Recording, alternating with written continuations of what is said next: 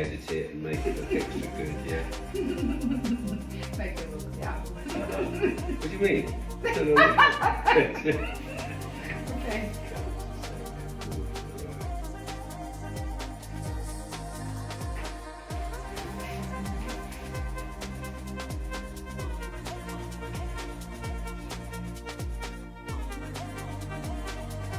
Mm.